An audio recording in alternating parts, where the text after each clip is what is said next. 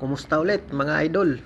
Panibagong araw, panibagong vlog na naman ang matutunghayan natin sa araw na ito.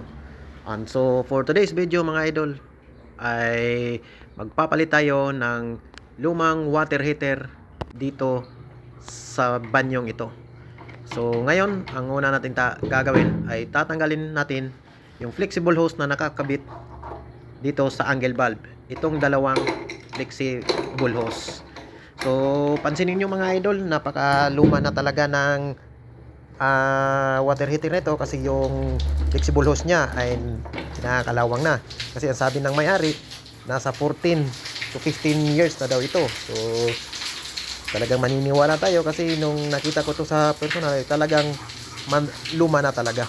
So, yun mga idol, punong-puno siya ng tubig, no? Kasi yun nga, natagal na, 50 liters pa naman ang capacity nito. So, kailangan muna natin siyang ubusin para maiahon na natin siya at maalis na siya sa kanyang kinalalagyan. Kasi napakabigat niyan.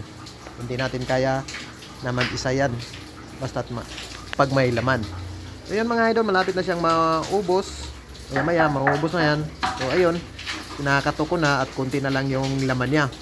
Ngayon ang susunod natin gagawin ay tatanggalin na natin itong kanyang angle valve. So ubos na nga yung tubig. Oy, medyo may kaluwagan yung angle valve na yun ha. Ngayon tatanggalin na natin. At ito na siya mga idol, na tanggal ko na. Naibaba ko na yung water heater. Tanggal ko na rin yung angle valve.